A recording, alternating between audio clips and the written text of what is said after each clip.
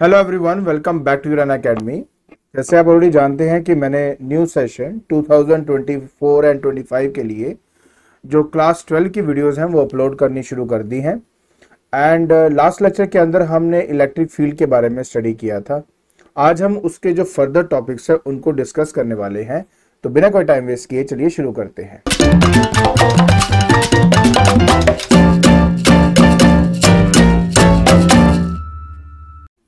देखिए, आज का जो लेक्चर है ना वो बहुत ही ज़्यादा इम्पोर्टेंट लेक्चर है, क्योंकि आज हमने डिस्कस करना है इलेक्ट्रिक डाइपोल के बारे में कि इलेक्ट्रिक डाइपोल एक्चुअली में होता क्या है। पहले तो उसके बारे में स्टडी करेंगे और साथ ही साथ अगर मुझे इसके स्ट्रेंथ पता करनी हो, मतलब मुझे अगर इलेक्ट्रिक डाइपोल की स्ट्रेंथ पता करनी हो तो उसको कैसे पता किया जाएगा उसके बारे में हम बात करेंगे। तो देखिए, जब हम कहते हैं इलेक्ट्रिक डाइपोल तो एक्चुअली में ये पेयर होते हैं दो इक्वल एंड अपोजिट चार्जेस के।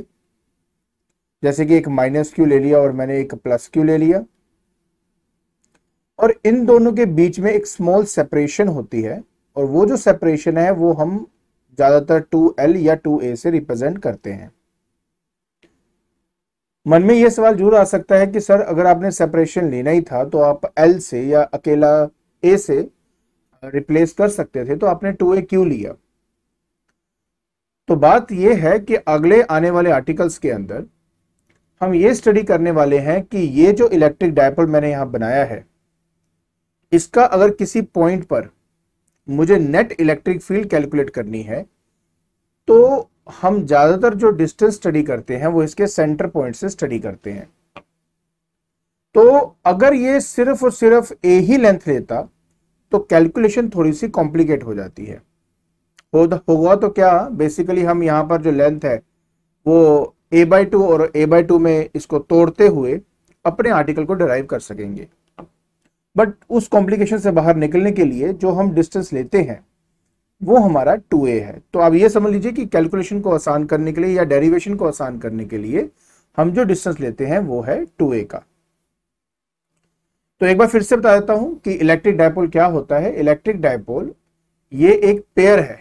सो क्या है? It is pair of equal and opposite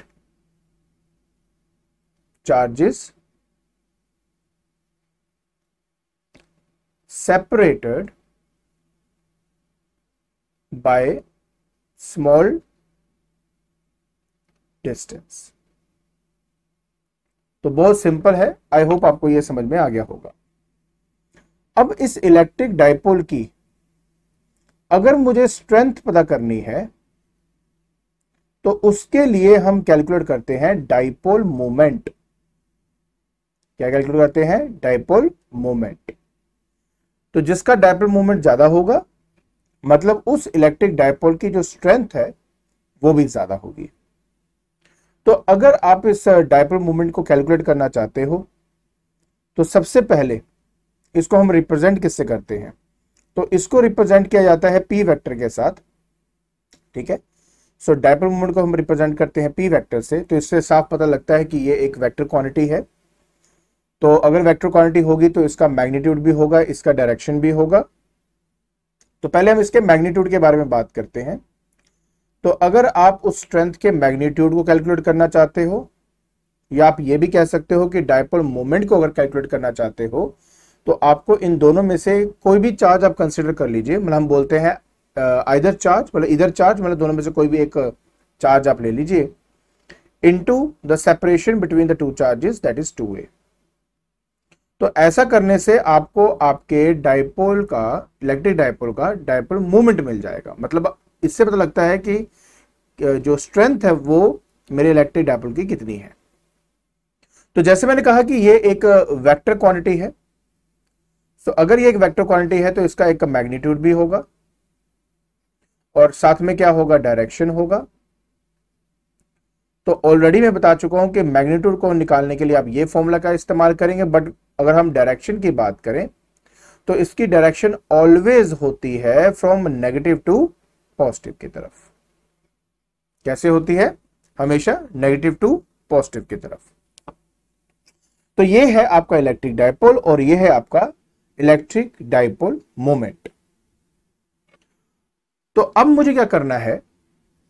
अब ना मुझे इस इलेक्ट्रिक डायपोल का किसी पर्टिकुलर पॉइंट पे कितनी इलेक्ट्रिक फील्ड इंटेंसिटी होगी, अगर मैं वो कैलकुलेट करना चाहूंगा तो वो कैसे करूंगा, अब हम उसके बारे में बात करेंगे। देखिए, आपके सिलेबस के अंदर सिर्फ 2 केसेस है जो हम स्टडी करते हैं। तो एक एक करके हम शुरू करते हैं, आपको समझ में आ जाएगा मैं क्या बात कर रहा हूं। तो सबसे पहले हम निकालेंगे electric field intensity due to an electric dipole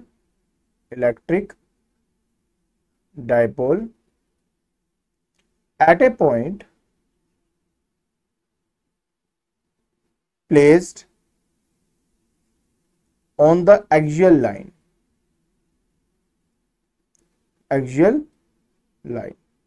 ठीक है। अच्छा, इसको ना एक हम और भी नाम से जानते हैं, इसको हम बोलते हैं एंड ऑन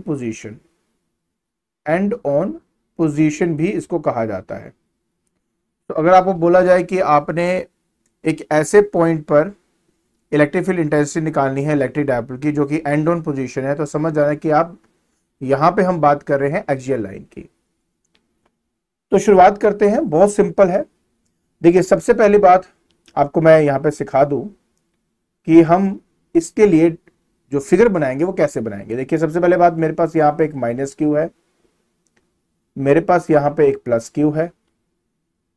इन दोनों के बीच में जो सेपरेशन है मैं ऑलरेडी बता चुका हूं कि वो हमारी 2a की सेपरेशन है। तो सबसे पहले आपको ये बता दूं कि एक्सियल लाइन हम किसको बोलते हैं। देखिए, वो लाइन जो इन दोनों चार्जेस से होके जाए लाइक दिस, तो उस लाइन को हम बोलते हैं एक्सियल लाइन। जैसे कि ये वाली लाइन जो है, इसको हम बोलते हैं क्या? हमारी एक्सियल लाइन। अब इस एक्सियल लाइन के ऊपर एक पॉइंट हमने ले लिया और ये पॉइंट क्या है? हमारा पी पॉइंट है। और इस पी पॉइंट पर जिसका डिस्टेंस सेंटर से हम यहां से आर ले लेते हैं, जैसे यहां पे लिया है मैंने, तो इस पी पॉइंट पर इस इलेक्ट्रिक डायपोल का क्या स्ट्रेंथ होगा? डायपोल का स्ट्रेंथ नहीं, इस इलेक्ट्रिक डायपोल की इलेक्ट्रिक फील्ड का क्या स्ट्रेंथ होगा इस पॉइंट पी पर, हमें वो कैलकुलेट करना है। सो बहुत ही आसान है। देखिए कैसे करेंगे। सबसे पहले मैं इसको नाम दे देता हूं, इसको मैं ए नाम दे देता हूं, इस पॉइंट को मैं बी नाम दे देता हूं, इसको मैं ओ पॉइंट नाम दे देता हूं। देखिए कैसे करेंगे। सो सबसे पहले हम यहां पे क्या फाइंड करेंगे? हम यहां फाइंड करेंगे पहले तो electric field at point P due to charge minus q at A. देखिए, मैं पहले यहां पर आपको बता दूं कि बहुत सिंपल सी चीज है। इलेक्ट्रिक फील्ड ऑफ कोर्स एक वेक्टर क्वांटिटी है, तो हम उसमें मैग्नीट्यूड भी लिखेंगे, साथ में डायरेक्शन के बारे में बात करेंगे। तो मैं इसको सिंबलाइज कर रहा हूं ई के पैरों में माइनस क्यू लिखकर। तो यहाँ पे ई की पैरों में मैंने माइनस क्यू लिखा है। तो ये एक सिंबल है, ये मतलब जैसे कई लोग E1 E2 लिखते हैं, तो मैंने ई के पैरों में माइनस क्यू लिख दिया। इसमें थोड़ा समझना आसान हो जाता है। तो इसका मैग्नीट्यूड क्या होगा? फॉर्मूला में ऑलरेडी बताया है कि Q बाय 4πε0 डिस्टेंस का स्क्वायर। देखिए, अभी सेंटर से डिस्टेंस r है और यहां से a है, तो टोटल डिस्टेंस क्या हो जाएगा? a plus r। तो डिनोमिनेटर में आपके पास आ जाएगा a plus r whole square. So ये हमारा वो फॉर्मूला है जो हम ऑलरेडी पढ़े थे। अब ये है एक नेगेटिव चार्ज, और जिस पॉइंट पर आप इलेक्ट्रिक फील्ड को फाइंड करना चाहते हो, इलेक्ट्रिक फील्ड की स्ट्रेंथ को फाइंड करना चाहते हो, वहां हम हमेशा ये मान के चलते हैं कि वहां पर एक पॉजिटिव टेस्ट चार्ज होगा। अगर कुछ स्पेसिफिकली नहीं बोला तो इसका मतलब है कि उस पॉइंट पर हम मान के चलते हैं कि वहां पे एक पॉजिटिव टेस्ट चार्ज होगा। तो अगर ये नेगेटिव है और अगर ये इस पॉइंट पे इमेजिनरी एक पॉजिटिव टेस्ट चार्ज है, तो ये क्या करेगा? उसको अपनी तरफ अट्रैक्ट करेगा। तो इसका मतलब ये हुआ कि E माइनस क्यू वेक्टर जो है वो आपका एक्ट करेगा किसके अलोंग, P टू O की तरफ। तो यहां पे हम इसलिए लिख देंगे अलोंग PO, ठीक है, अलोंग PO। थोड़ा सा ना मैं इसको थोड़ा साफ करके लिख दूं, थोड़ा नीचे करके लिख दूं ताकि वेक्टर भी मैं एग्जैक्टली शो कर सकूं। तो E माइनस क्यू और ये हो गया आपका वेक्टर, ठीक हो गया। डायरेक्शन का है, ऑपोजिट डायरेक्शन है। अब हम बात करेंगे due to charge plus Q at B. अब हम इलेक्ट्रिक फील्ड इंटेंसिटी फिर से फाइंड करेंगे पी पॉइंट पे, बट इस बार हम प्लस क्यू की वजह से जो इलेक्ट्रिक फील्ड इंटेंसिटी होगी उसको कैलकुलेट करेंगे। अब प्लस क्यू का जो डिस्टेंस है पी पॉइंट से, हम देख सकते हैं कि हमें ये वाला डिस्टेंस चाहिए, तो टोटल आर में से ए को माइनस कर देंगे, तो ये हो जाएगा आर माइनस ए। तो हमने पहले इसको लिख दिया है ई प्लस क्यू, मतलब इलेक्ट्रिक फील्ड प्लस क्यू की वजह से है, तो Q divided by 4 pi epsilon naught, but इस बार डिस्टेंस हो जाएगा R minus A whole square, ये हमारा इस बार हो जाएगा। और अब बात करते हैं डायरेक्शन की, क्योंकि ये प्लस चार्ज है और हम पी पॉइंट पे हमेशा पॉजिटिव टेस्ट चार्ज ही कंसिडर करते हैं, तो ये उसको रिपेल करेगा, और रिपेल करते वक्त आप एरो ऐसे बनाएंगे। देखिए एक बात हमेशा याद रखें, जब कभी भी हमें इलेक्ट्रिक फील्ड को शो करने के लिए एरो लगाना होता है, तो उस एरो का जो टेल है, टेल होता है जहां से शुरुआत होती है एरो की, वो टेल हमेशा उस पॉइंट पर होना चाहिए जिस पॉइंट पर आप इलेक्ट्रिक फील्ड की डायरेक्शन को शो करना चाहते हो, ठीक है। तो ये बात हमेशा याद रखना। और ये है E प्लस क्यू, और यहां पर आ जाएगा वेक्टर का निशान। तो डायरेक्शन क्या है, डायरेक्शन आपका आ जाएगा अलोंग OP। तो पहले था P टू O, अब है O टू P। आप देख सकते हो कि दोनों के दोनों जो इलेक्ट्रिक फील्ड है एक पॉइंट पर एक्ट कर रहे हैं, and they are acting in the opposite direction. इसका मतलब है कि जो नेट इलेक्ट्रिक फील्ड है आपकी, नेट इलेक्ट्रिक फील्ड जो आपने कैलकुलेट करनी है एट पॉइंट P, वो आपका दोनों के सब्ट्रैक्शन से मिल जाएगा। अब सवाल यह है कि E माइनस क्यू की जो वैल्यू है, मतलब ये वाली वैल्यू बड़ी है कि ये वाली वैल्यू बड़ी है, सब्ट्रैक्ट क्यों होगा, because they are in the opposite direction. तो देखिए कुछ नहीं करना, आप इन दोनों के फॉर्मूले को अगर ध्यान से देखो, तो यहां डिनोमिनेटर में a प्लस आर है और यहां पे r माइनस ए है। तो r माइनस ए का मतलब हुआ कि यहां पर डिनोमिनेटर छोटा है as compare to this one. तो अगर डिनोमिनेटर छोटा होगा तो ये वैल्यू ऑटोमेटिकली ज्यादा होगी। पहला तो ये तरीका है। दूसरा तरीका है कि मैंने आपको बताया था कि इलेक्ट्रिक फील्ड डिस्टेंस के इनवर्सली प्रोपोर्शनल, मतलब डिस्टेंस स्क्वायर के, मतलब मैं क्या बोल रहा हूं, मतलब इलेक्ट्रिक फील्ड जो है वो inversely proportional to the square of the distance होता है। मतलब ये कि अगर डिस्टेंस आपका ज्यादा होगा तो इलेक्ट्रिक फील्ड की वैल्यू उतनी ही कम हो जाएगी। तो माइनस क्यू क्योंकि पी पॉइंट से ज्यादा दूर है तो इसकी इलेक्ट्रिक फील्ड इंटेंसिटी कम होगी, एंड प्लस क्यू क्योंकि ये मेरे पी के नजदीक है तो इसकी इलेक्ट्रिक फील्ड इंटेंसिटी ज्यादा होगी, इसलिए ऑटोमेटिकली ई प्लस क्यू आपका ज्यादा होगा as compare to E minus Q. तो हम क्या करने वाले हैं, ई प्लस क्यू वेक्टर में से माइनस कर देंगे ई माइनस क्यू वेक्टर को, तो इससे आपको आपका नेट इलेक्ट्रिक फील्ड इंटेंसिटी मिल जाएगी। तो अब हम जल्दी से इसको फाइंड कर लेते हैं। सो ई नेट जो आप फाइंड करना चाहते हो, तो देखिए यहां पर हमें दिया है E प्लस क्यू, तो E प्लस क्यू का ये फॉर्मूला पहले आएगा, तो हमने लिख दिया Q divided by 4 pi epsilon not into R minus A whole square. इसमें से हम माइनस कर देंगे E माइनस क्यू की वैल्यू को, that is 4 pi epsilon not R plus A whole square. तो A प्लस आर लिखो या R प्लस ए लिखो, एक ही बात होती है।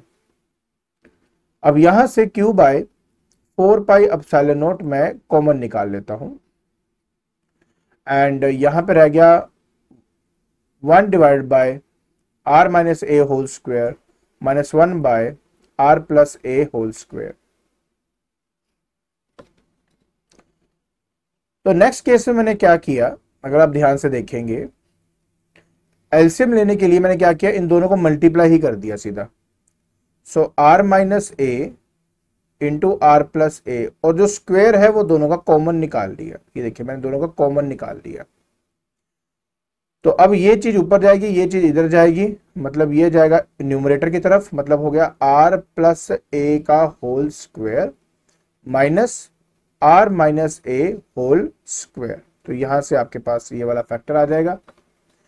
अब हम इसको ओपन करेंगे तो क्यू बाय 4 पाई एप्सिलॉन, साथ साथ नोट करते जाना बेटा प्लीज, तभी प्रैक्टिस होगी।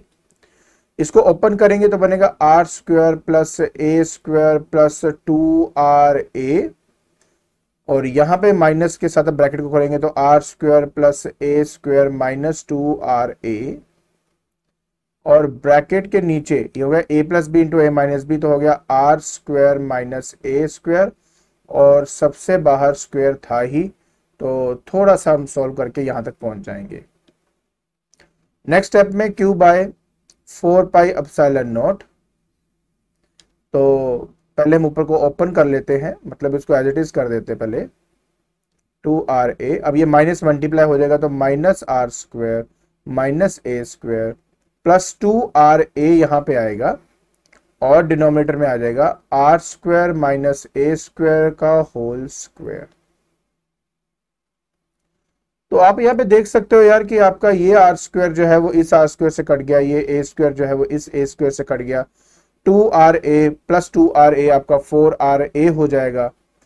तो अल्टीमेटली क्या बना, तो ई नेट इस केस में, अच्छा एक काम करता हूं, पहले मैं मैग्नीट्यूड की बात करता हूं फिर डायरेक्शन की बात करता हूं। तो मैं करता हूं कि ये हटा देता हूं यार, इससे क्या होगा ना, थोड़ा क्लैरिटी आ जाएगी, तो ऐसे कंफ्यूजन रहेगा। सो ई नेट हमारे पास क्या आ गया, जब इसको सॉल्व करेंगे तो आएगा बेटा q divided by 4 pi epsilon naught, और यहां पर हम लिखेंगे 4ra upon R square minus ए स्क्वायर का होल स्क्वायर।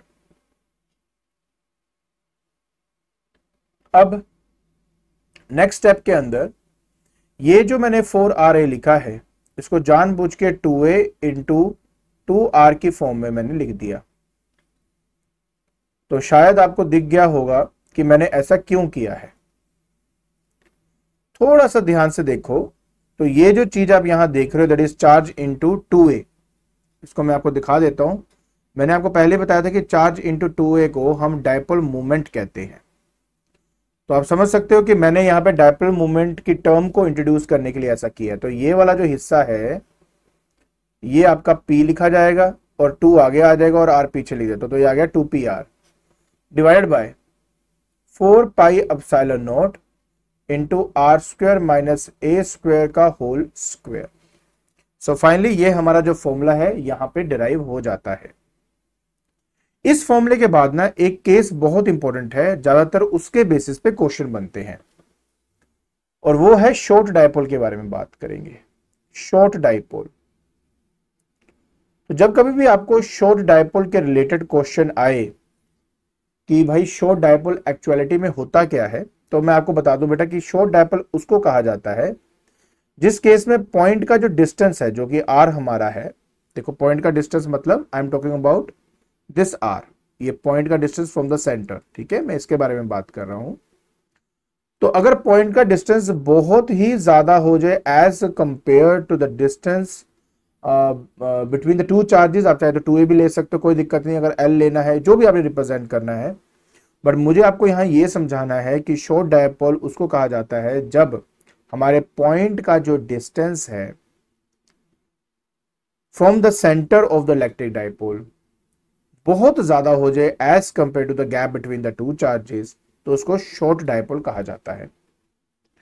अगर ऐसा हो जाए तो उस कंडीशन के अंदर अगर मैं स्क्वेयरिंग बोथ साइड भी करूंगा तो मतलब r square will be very very greater than as compare to A square.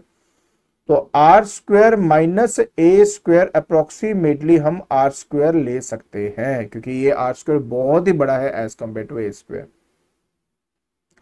और ऐसे सिनेरियो के अंदर ये जो आपका फॉर्मूला है ये कैसा बन जाएगा, तो देखिए फाइनली मैं लिख रहा हूं ई एक्सियल, अब यहां पे लिख रहा हूं जस्ट टू शो यू कि ये फाइनल रिजल्ट है मेरा।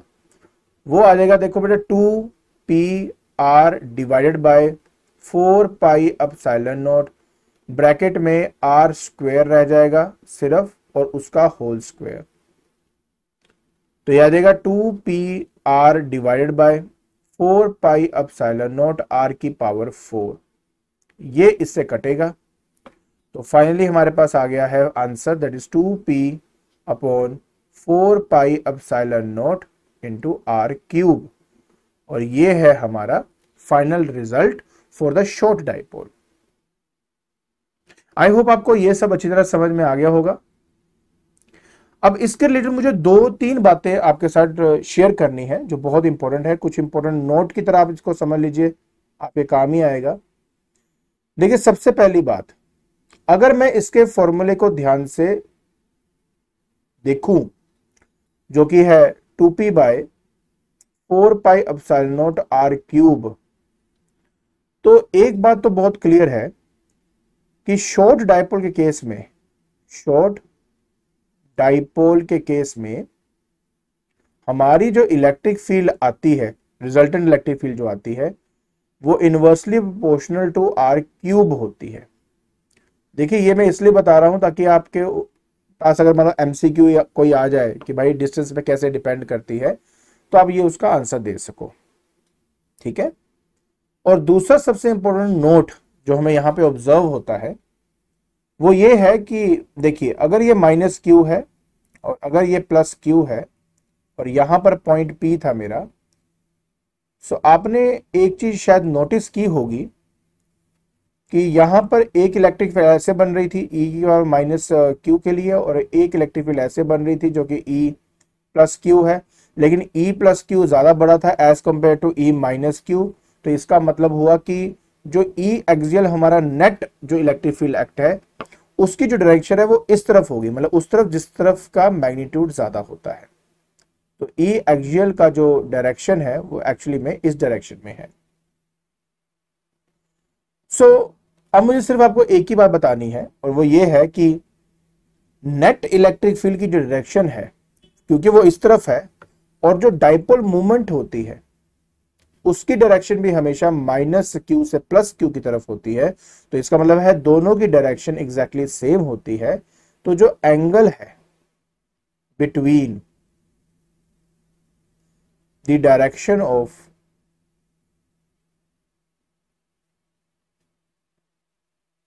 ई एक्सियल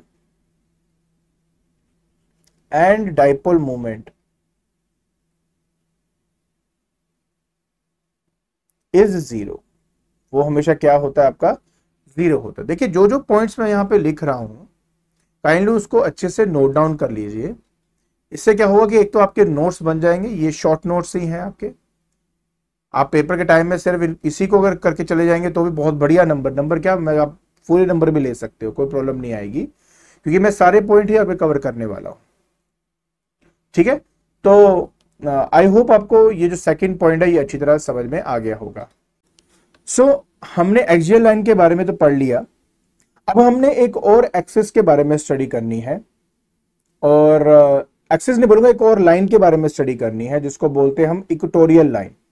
सो मतलब इस टाइम जो आपका पॉइंट है वो कहां लाई कर रहा है, point lies on the equatorial line, और इसको हम ब्रॉड साइड ऑन पोजीशन भी कहते हैं। अगर याद हो मैंने एक्सियल लाइन के केस में क्या बोला था कि उसको एंड ऑन पोजीशन कहते हैं, इसको ब्रॉड साइड ऑन पोजीशन कहा जाता है। तो जैसे हमने वो डेरिवेशन को समझा, चलिए अब हम इसको भी देख लेते हैं। देखिए सबसे पहली बात, हमारे इस केस में ये माइनस क्यू है, ये प्लस क्यू है, और ये सेपरेशन है इन दोनों के बीच का, ये मिड पॉइंट ले लेता हूं पहले से ही मैं, और इसको यहां से ए ले लेता हूं, सिमिलरली यहां से भी मैं ए जो है कंसिडर कर लेता हूं। ठीक है जी। अब उसके बाद बात आती है कि सर इक्वेटोरियल लाइन किसको कहते हैं? तो देखो, इक्वेटोरियल लाइन हम कहते हैं उस परपेंडिकुलर लाइन को जो एग्जैक्टली इसके सेंटर से होके जाता है। परपेंडिकुलर भी होगा और इसके सेंटर से भी होके जाएगा। इसको हम कहते हैं इक्वेटोरियल लाइन या ब्रॉड साइड ऑन पोजीशन, अगर किसी पॉइंट को इस पे रखा जाए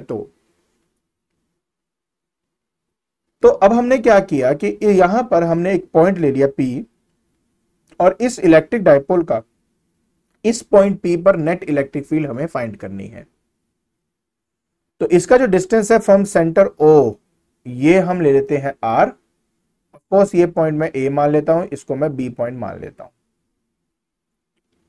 तो अब सबसे पहले जो बात समझने वाली है, आप जानते हो अच्छे तरीके से कि अगर मुझे इलेक्ट्रिक फील्ड इंटेंसिटी फाइंड करनी है किसी चार्ज का किसी पॉइंट पर, तो पहले मुझे उन दोनों के बीच का डिस्टेंस पता होना बहुत इंपॉर्टेंट है।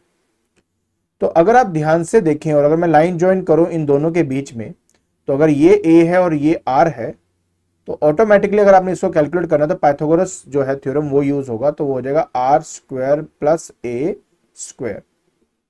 सिमिलरली अगर मुझे प्लस Q का डिस्टेंस निकालना है पॉइंट P से, तो वो भी मेरा इसी तरीके से ही आएगा, under root of R square plus A square करके। चलिए, इतनी बात तो हो गई। अब ये जो लाइन है ये एंगल बना रही है theta with the x axis. Similarly ये भी हमारा हॉरिजॉन्टल लाइन के साथ एंगल थीटा ही बना रहा है। ठीक है, अब बात को समझने की कोशिश करना प्लीज। यहां पे मैंने क्या किया कि P पॉइंट पर मैंने एक हॉरिजॉन्टल लाइन को ड्रॉ कर दिया, और इसके बाद अब आप आगे ध्यान से इस चीज को समझना जो मैं यहां पे बताने वाला हूं। सबसे पहली बात यह है कि अगर मैं माइनस Q के बारे में बात करूं, तो P तो वो पॉइंट है जहां पे हम इमेजिन करते हैं कि हमेशा एक पॉजिटिव टेस्ट चार्ज होगा। तो माइनस Q क्या करेगा, इस पॉजिटिव टेस्ट चार्ज को अपनी तरफ अट्रैक्ट करेगा। तो ये है आपके electric field due to minus Q की डायरेक्शन, मतलब वो इस तरीके से एक्ट करेगा।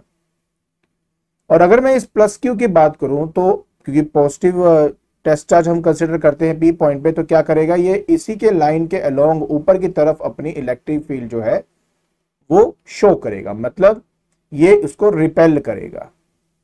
तो अगर आप देख सकते हो कि माइनस Q P पॉइंट को अपनी तरफ अट्रैक्ट करेगा, और हमें जब भी इलेक्ट्रिक फील्ड लाइन को शो करना है तो लाइन ज्वाइनिंग के अलोंग शो करते हैं। तो E माइनस Q ऐसे शो होगा, और यहां पे E प्लस Q ऊपर की तरफ आपका शो होगा। अगर ये एंगल थीटा है, तो ये वाला जो एंगल आप देख रहे हो ये भी एंगल आपका थीटा ही है। अगर ये एंगल थीटा है, तो कोरोस्पॉन्डिंग एंगल होने की वजह से ये एंगल भी आपका थीटा ही होता है। तो ये वाला क्यों था, ऑल्टरनेट की वजह से, और इसका यहां पर बना दिया क्योंकि कोरोस्पॉन्डिंग एंगल बनता है। तो अब मजेदार बात यह है कि क्योंकि एक ही पॉइंट पर हमारे दो वेक्टर एक्ट कर रहे हैं, तो इनका रिजल्टेंट मतलब इनका जो नेट इफेक्ट कैलकुलेट करने के लिए मुझे पहले इनके कंपोनेंट्स बनाने पड़ेंगे। और कंपोनेंट बनाने से पहले एक काम करता हूं, मैं E प्लस Q का मैग्नीट्यूड और E माइनस Q का जो मैग्नीट्यूड है वो पहले कैलकुलेट कर लेता हूं सिंपल फॉर्मूले से। देखिए क्या है कि अगर मैं इलेक्ट्रिक फील्ड इंटेंसिटी की बात करूं, इलेक्ट्रिक फील्ड इंटेंसिटी का मतलब होता है मैग्नीट्यूड वाइज, ठीक है, कि कितना ज्यादा इंटेंस है वहां पे। तो electric field intensity at point P due to charge minus Q is, अब हम यहां पे लिख देते हैं, पहले काम करते हैं इसको E माइनस Q लिख देते हैं, थोड़ा समझना आसान हो जाता है। तो मैग्नीट्यूड लिख रहा हूं तो ऊपर वेक्टर का निशान नहीं डाल रहा, तो आ जाएगा बेटा 1/4 pi epsilon naught, then Q by distance का स्क्वायर, सो मतलब है कि under root of R square plus A square का होल स्क्वायर। तो ये स्क्वायर इस अंडर रूट को खत्म कर देगा, तो आपके पास आएगा Q by 4 pi epsilon not R square plus A square आपके पास यहां पे आ जाएगा। तो E माइनस Q आपके पास हो चुका है। अब हम बात करेंगे E प्लस Q की। सिमिलरली अगर E प्लस Q का निकालूंगा तो ध्यान से देखिए आपका रिजल्ट सेम ही आने वाला है। तो यहाँ पे आएगा q डिवाइडेड बाय, फिर से अब ये जो डिस्टेंस है अभी भी तो यही डिस्टेंस ही है ना, तो under root of R square plus A square का होल स्क्वायर, तो ये बनेगा q divided by 4 pi epsilon naught R square plus A square. Done. तो एक बात तो मुझे साफ समझ में आ गई है कि e माइनस क्यू का जो वेक्टर का जो मैग्नीट्यूड है और e प्लस क्यू का वेक्टर का जो मैग्नीट्यूड है वो दोनों एग्जैक्टली सेम है, और मैं चाहूं तो उसको सिंप्लीफाई फॉर्म में रखने के लिए मैं e से इसको रिप्रेजेंट कर देता हूं। ठीक है, मतलब दोनों मैग्नीट्यूड एग्जैक्टली सेम है। चलिए, जो हम बात कर रहे थे कंपोनेंट्स की वो फटाफट अब हम कर लेते हैं। देखिए, ये जो e माइनस क्यू यहाँ देख रहे हो, इसका एंगल क्योंकि इस ब्लैक वाली लाइन के साथ है, तो मैं यहाँ पर इसका कंपोनेंट जब लूंगा तो लिखूंगा e minus Q cos theta, तो मतलब इसका कॉज कंपोनेंट इधर आएगा, और इसका जो साइन कंपोनेंट है e माइनस क्यू यहाँ पे आ जाएगा बेटा साइन थीटा, वो यहाँ पे आएगा। अगर e प्लस क्यू की बात करता हूं तो ऊपर की तरफ जो इसकी डायरेक्शन होगी, जो ऊपर की तरफ जो कंपोनेंट होगा नोट डायरेक्शन, तो वो e plus q sine theta होगा, और अगर मैं यहां पे निकालूंगा तो e plus q cos theta ही यहां पे मिलेगा। अब देखो, सिंपल सी बात है, अगर आप थोड़ा इस पॉइंट को समझें कि e प्लस क्यू और e minus Q magnitude wise एक दूसरे के बिल्कुल सेम है, और यहां पर इन दोनों के जो साइन कंपोनेंट है वो ऑपोजिट डायरेक्शन में एक्ट कर रहे हैं, तो ये कैंसिल हो जाएंगे। सो मतलब ये कि e plus q sine theta is equal to e minus q sin theta, and they are acting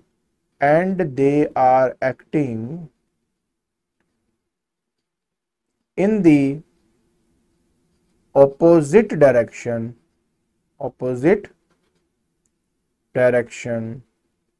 therefore they cancel each other, e plus q cos theta and e minus q cos theta are acting in same direction,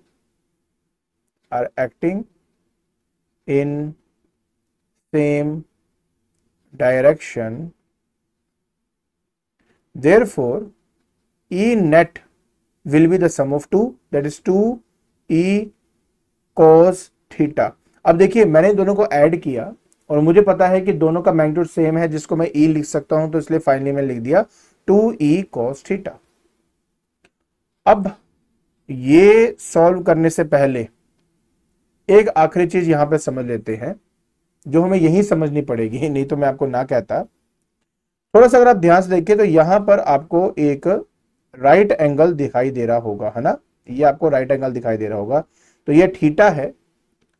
और इस condition में अगर मैं मान लीजिए यहां पर cos theta calculate करूं, तो कोस थीटा होता है बेस अपॉन, क्योंकि मुझे कोस थीटा यहां डालना है ना, तो कोस थीटा होता है बेस अपॉन हाइपोटेन्यूज, तो बेस आपका a है और हाइपोटेन्यूज है R square plus A square under the root. ठीक है, तो अब मैं क्या करने वाला हूं, मैं इसमें सब कुछ डाल दूंगा, मतलब e की जगह पे डाल दूंगा ये वाला फॉर्मूला और कोस की जगह डाल दूंगा ये वाला फॉर्मूला।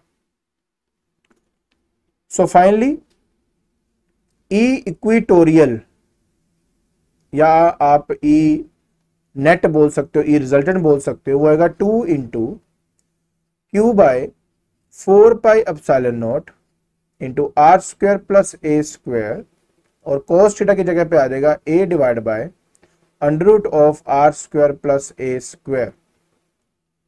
यहां पे मैं आपको एक और चीज बताने वाला हूं, थोड़ा ध्यान दीजिए प्लीज, और ये आ जाएगा R square plus A square as it is.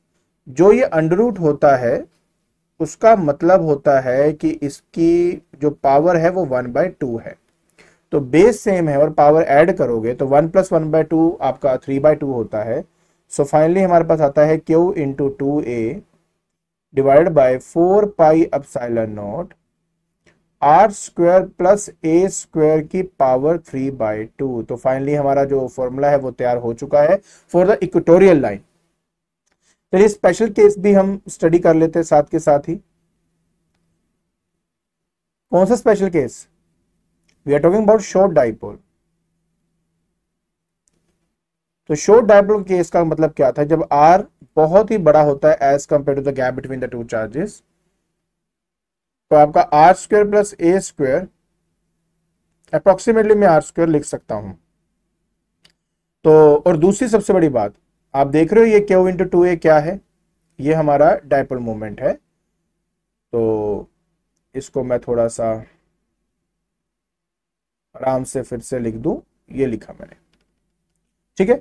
So E equatorial जो है वो यहां आ जाएगा पी बाय 4πε0 आर स्क्वायर की पावर 3/2। तो जब ये पावर इस स्क्वायर से मल्टीप्लाई होगी तो तुम्हारे पास आर का क्यूब आ जाएगा। यहां पर एक बहुत इंपॉर्टेंट रिजल्ट की तरफ आपको लेकर जाना चाहता हूं, जो कि सचमुच में काफी इंपॉर्टेंट है और इस पे एमसीक्यू या कभी कभी डायरेक्ट 1 मार्कर में क्वेश्चन पूछ लिया जाता है।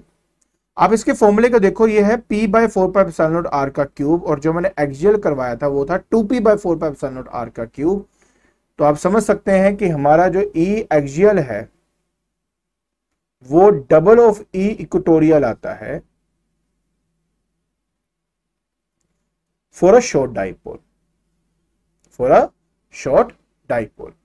तो अगर आपसे पूछा जाए कि what is the ratio for the E axial by E equatorial, तो 2:1 लिखोगे। अगर आप E equatorial by E axial लिखते हो तो 1:2 लिखोगे। लेकिन अगर आपसे फॉर्मूला पूछा जाता है तो डबल ऑफ दैट करके लिख सकते हो। एमसीक्यू कुछ भी बन जाएगा, आप आंसर दे सकते हो। तो ये सारी बातें आपको पता होनी बहुत ही इंपॉर्टेंट है। इसके अलावा एक इंपॉर्टेंट बात जो मुझे आपके साथ अभी डिस्कस और शेयर करनी है, वो जरा आप यहाँ पे देख सकते हो। हमें पता है कि हमारी जो डायपोल मूवमेंट है उसकी डायरेक्शन हमेशा -q से +q की तरफ होती है, और यहाँ पे आप देख सकते हो कि नेट इलेक्ट्रिक फील्ड की डायरेक्शन जो है वो इस तरफ जा रही है, मतलब इन the opposite direction of dipole movement. इसलिए हम कहते हैं, जो नोट बना के आप भी लिखेंगे कि एंगल जो है between the direction of dipole movement and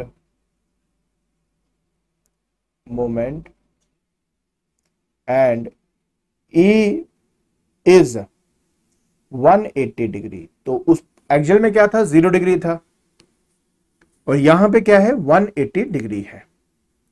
तो बस इस तरीके से आपने अपने ये दो इंपॉर्टेंट आर्टिकल जो थे वो स्टडी करने थे।